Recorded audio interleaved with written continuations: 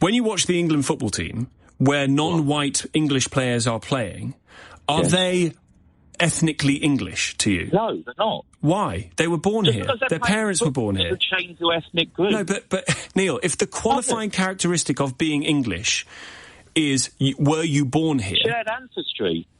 Shared culture. But how shared do you want it? Because their parents were born here too. To at least marry into our community. But Neil, the parents of an England footballer who is non-white, his parents... Neil, hang on a sec. Because this is a very interesting definition of what it means to be English in your view. If the parents of an England... Hang on, you've got to let me ask the question, sir. Go on, then. If the parents of a black English football player are born in England, that player is born in England, they are representing their country. My question to you, Neil, are they ethnically English? If you believe democracy is built on truth, not fear, and that inclusion makes us stronger, not weaker, hit that subscribe button right now. Let's build the most informed, sharpest community for democracy online. We're going to need it. Tom Swarbrick didn't just debate a caller named Neil from Stevenage. He performed a masterclass in exposing how modern ethno-nationalism collapses under the weight of its own contradictions. Neil came in confident. He had his talking points ready. London is 70% outsiders. Englishness is about ancestry. We've lost our country. And then Swarbrick asked one simple question. What does that actually mean? That's when the whole thing started to unravel. Because once you start defining national identity by bloodline, you're not defending culture. You're defending a hierarchy. And hierarchies built on race don't survive scrutiny. They never have. Neil tried to argue that being English is about shared ancestry, stretching back hundreds of years. But Swarbrick saw the trap immediately. If that's your standard, then half the people waving flags at nationalist rallies wouldn't qualify either. Irish grandmothers, Scottish roots, Norman bloodlines. Norman. Suddenly, pure Englishness becomes a fantasy no one can actually claim. And here's the tell. Neil had to keep moving the goalposts. First it was about being born here, then it was 2 generations, then 3, then hundreds of years. And even then, some communities, like Afro-Caribbeans, could maybe qualify, but others never could. That's not a definition. That's gatekeeping dressed up as tradition. What Swarbrick exposed is this.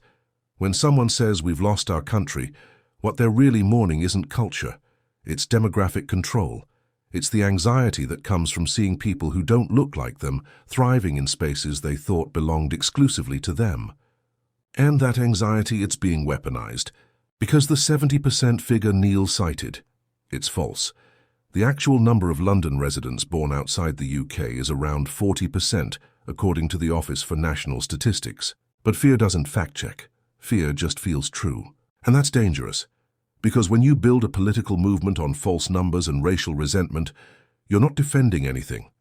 You're dismantling the very pluralism that makes democracy work. Now, where are you watching from? London? Manchester?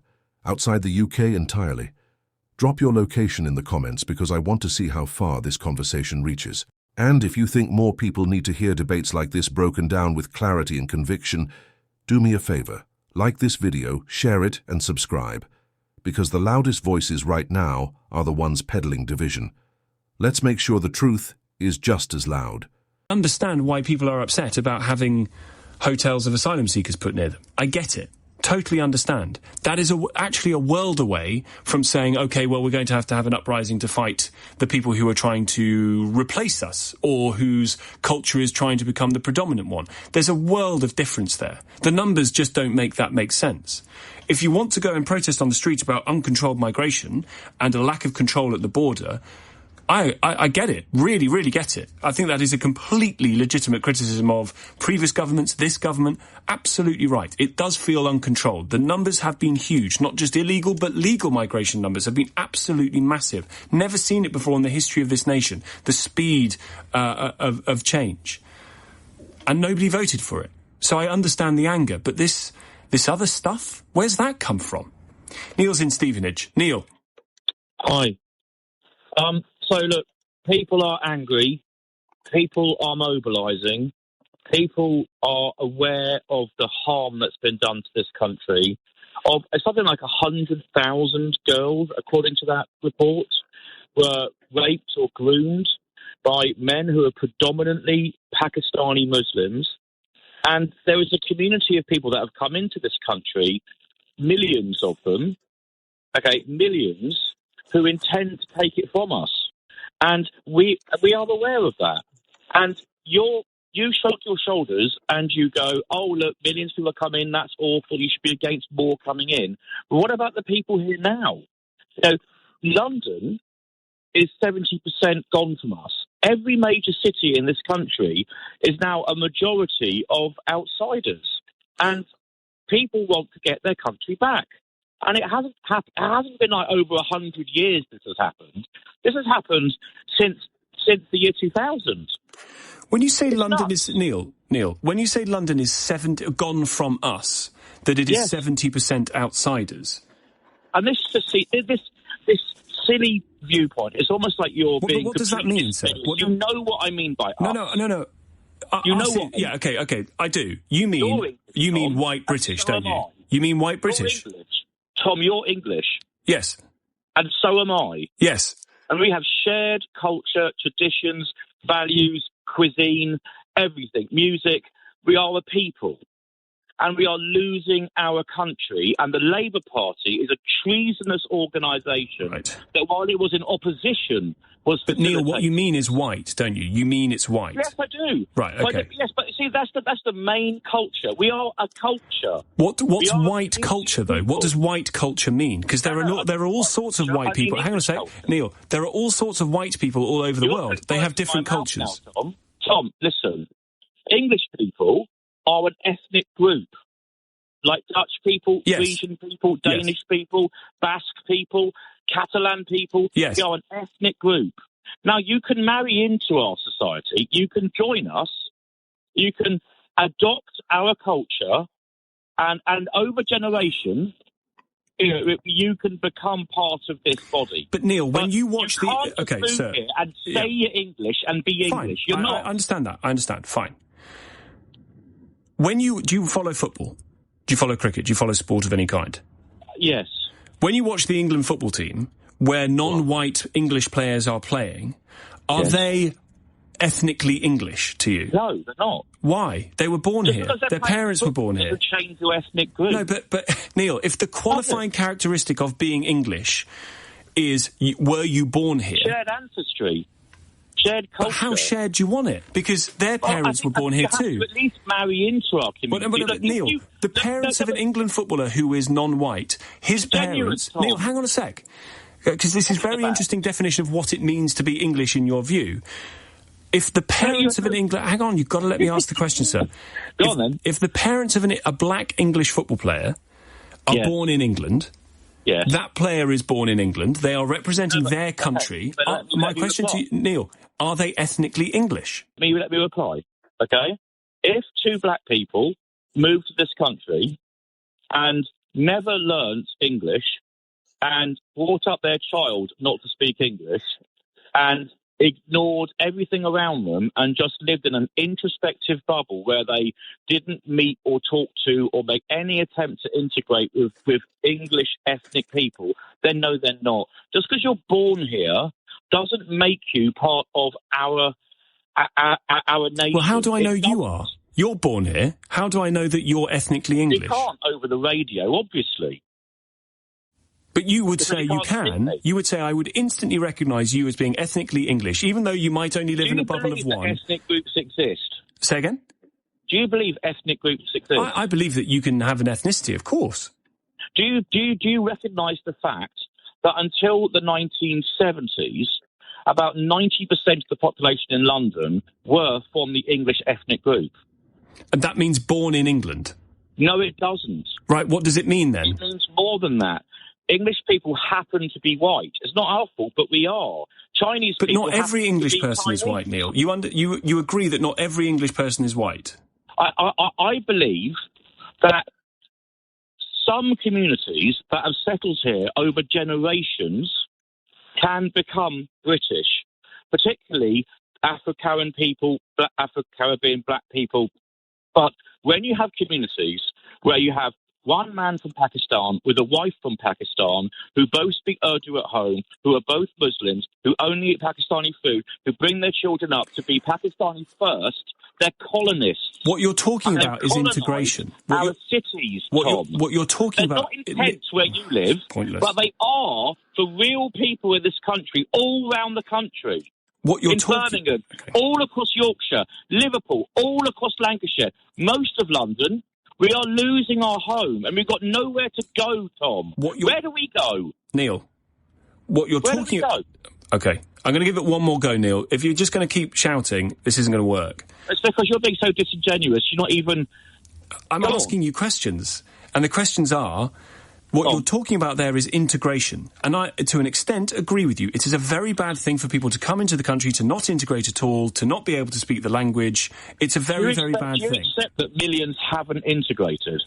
Depends on what you mean by integrate. But I think... okay. But if I'm saying to you that you can't have communities living all together in large groups that don't intermarry, that keep every single cultural thing from home and don't adopt any of ours except sort of nebulous British values about being nice in the queue, which mean nothing. Okay, the country is being colonised. I don't agree with you. I don't think the country is being colonised. And I don't understand why you can't say or can't agree or can't believe that a person who is born here, who shares the values that you do, who speaks the language, who eats a roast dinner and likes watching England play football. I don't understand why you can't say that person might not be white. Am I still being heard, Tom? If you are saying that anyone can be English just because they say they are... No, I'm not saying that. That's not what I'm saying. That English just doesn't exist. No, that's what you're saying. That's offensive. Neil, at no point have I suggested that, and I don't think that's true. I'll give you this is the final question I'm going to ask you, sir. Rishi Sunak, and there was a question about this, so I'm not taking this example completely off the top of my head.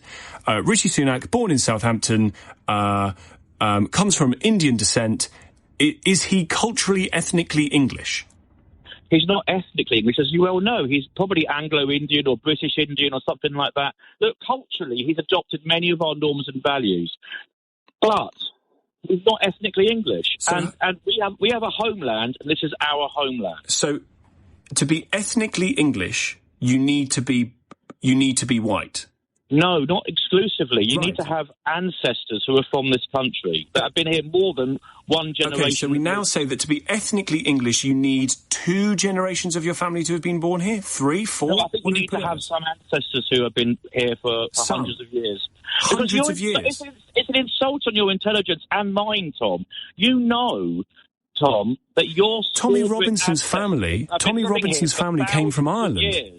His grandmother was Irish. Tom, I've been living here for thousands of years. I put myself right. Tommy Robinson's mother was Irish. So is Tommy Robinson ethnically English? No, he's not. He's half. Okay. It's a confused picture. Neil, thank you very much indeed. I'm here to tell you that, according to the Office for National Statistics, about 40.6% of London's usual residents were born outside the UK, according to the 2021 census. I don't know where Neil gets 70% from, I have to say. But this is the kind of conversation that is happening, I suspect, as people were walking shoulder to shoulder in that protest. That is not to say everybody, of course, but what does it mean to be ethnically English? What does it mean to be ethnically British? What do we mean by ethnic in the context of Britishness and Englishness? Do we mean colour? Here's what Neil can't admit, and what people like him never want to confront. English identity has never been static, not once, not ever. It's been shaped by Celts, Romans, Anglo-Saxons, Vikings, Normans, Huguenots, Jewish refugees, Caribbean migrants, South Asian communities, wave after wave of people who didn't just arrive, but contributed. They didn't erase what was there. They added to it. They deepened it. They made it richer. That's not invasion. That's evolution. And that evolution is precisely why English culture has endured for centuries. Let's be real about the culture Neil claims to defend.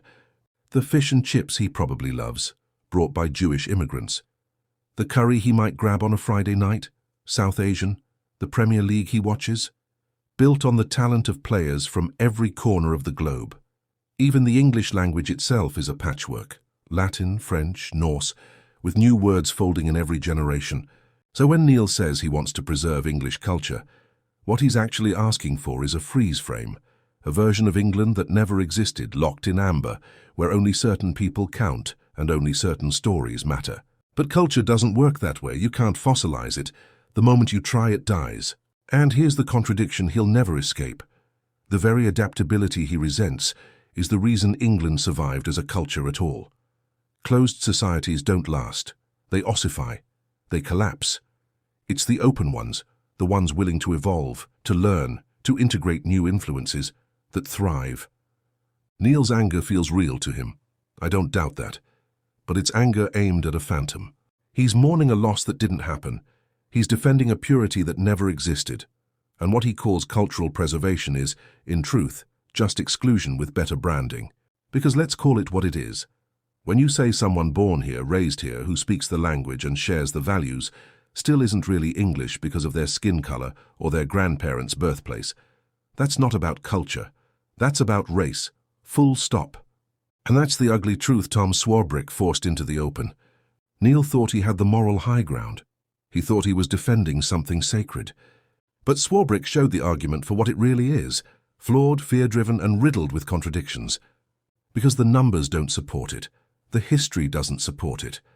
And the logic, if you can even call it that, collapses the moment you apply it consistently. England isn't lost, it's growing, it's changing. It's thriving in ways that make people like Neil uncomfortable. Not because something was taken, but because the idea of who gets to belong is expanding beyond the borders he wants to draw. And that's not a tragedy. That's progress. So now it's over to you. Do you agree with Swarbrick? Do you see identity as something that evolves or something that should stay fixed? Where are you watching from? And how does this conversation land in your community? Drop your thoughts in the comments. Let us know where you stand. Because this isn't just a debate about England, it's a debate about what democracy looks like when fear tries to rewrite the rules.